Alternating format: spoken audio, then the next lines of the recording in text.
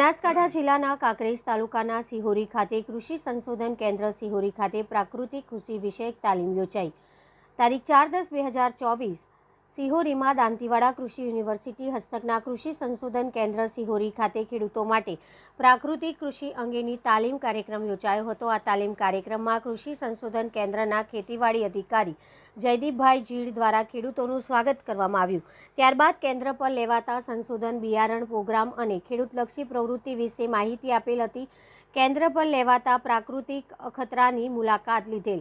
પ્રાકૃતિક ખેતી કરવાથી ખેતી ખર્ચ ઘટે છે, જેમની ફળદ્રુપતા જળવાય, ખેડૂતોની આવક વધે તે માટે પ્રાકૃતિક કૃષિનો વ્યાપ વધારવા અનુરોધ કર્યો હતો। તેમને પ્રાકૃતિક ખેતી કરતા પ્રગતિશીલ ખેડૂત દિલીપજી ગોહિલ અને પ્રાકૃતિક ખેતીના ફાયદા, ઝેરમુક્ત ખેતી બંને લોકોનું આરોગ્ય જળવાય એ ગાય આધારિત પ્રાકૃતિક ખેતી ખેડૂતો અપનાવે એવું આહવાન કર્યું। આ કેન્દ્ર પર ચાલતા કારીગંડા પાકના અખતરાની ખેડૂતોએ મુલાકાત લીધી। શ્રી જયદીપભાઈ જીડ દ્વારા કારીગંડા પાકની જુદી જુદી 18 જાતોની સમજ ખેડૂતોને આપેલ અને કારીગંડા પાક લેવાથી શાકભાજી તરીકે તેમજ પશુને ખોરાક, મલ્ચિંગ, આચ્છદાન તેમજ બીજનું પણ વેચાણ કરી ઓછા ખર્ચે વધુ નફો મેળવી શકે તેવી માહિતી આપવામાં આવેલ હતી। શ્રી યુ.એન. ઠાકુર ખેતીવાડી મદદનીશ દ્વારા સૂક્ષ્મ પિયત પદ્ધતિ અંગે માર્ગદર્શન આપવામાં આવ્યું।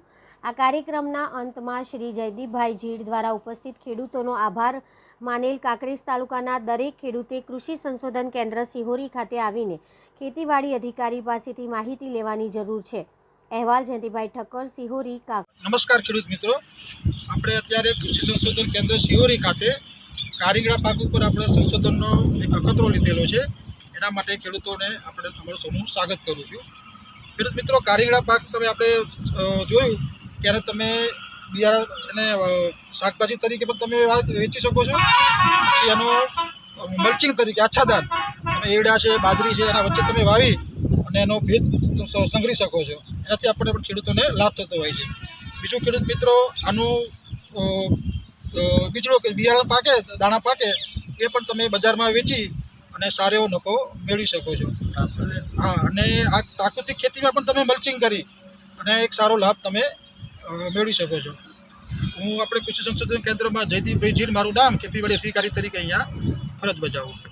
કૃષિ સંશોધન કેન્દ્ર સિહોરી ખાતે કાંકરેજ તાલુકાના ખેડૂતો અહીંયા મુલાકાતે આવેલ છે।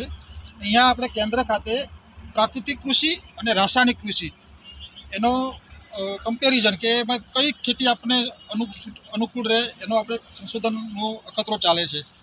તો એના વિશે હું તો તમને વાત કરીશ જ કે પ્રાકૃતિક ખેતીમાં આવકમાં વધારો થાય, એનાથી આપણે ખાસ તો લોકોનું આરોગ્ય સારું જળવાય। એક રાસાયણિક દવાઓ કે એનાનો ઉપયોગ ન કરતા આપણે એક પ્રાકૃતિક ખેતી વિશે વધુ માહિતી દિલીપજી આપશે। નમસ્કાર ખેડૂત ભાઈઓ અને સાહેબનો પણ ખૂબ ખૂબ આભાર માનું છું કે આપણે સિહોરી ખાતે સંશોધન કેન્દ્ર આવેલું છે, એમાં પ્રાકૃતિક અને રાસાયણિક ખાતર એનો નિદર્શન પ્લોટ કરેલો છે। તેમાં શું તફાવત છે એ અમે જોયું તો રાસાયણિક કરતાં પ્રાકૃતિક ખેતીમાં 10% વધારે છે, એમાં નફો વધારે છે, આપણું સ્વાસ્થ્ય જળવાય છે અને ઉત્પાદન પણ વધારે આવે છે।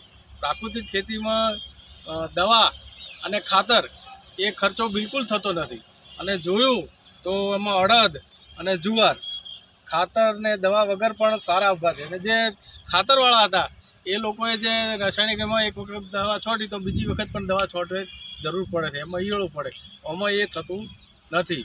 એટલે પ્રાકૃતિકમાં ઘણો જ ફાયદો છે। એટલે આ બધા અમે ખેડૂતોએ મુલાકાત લીધી નિદર્શન પ્લોટની, તો અમને પ્રાકૃતિક ખેતી કરવી બહુ ગમે અને એ કરવી જ જોઈએ અને અમે કરીએ છીએ। અહીંયા આપણે ઉંદરિયાવાસથી કાનાજીને વધાર્યા છે, ફતેહગઢથી સુરસનજી વધાર્યા છે, રતનપુરાથી બાબુજી વધાર્યા છે।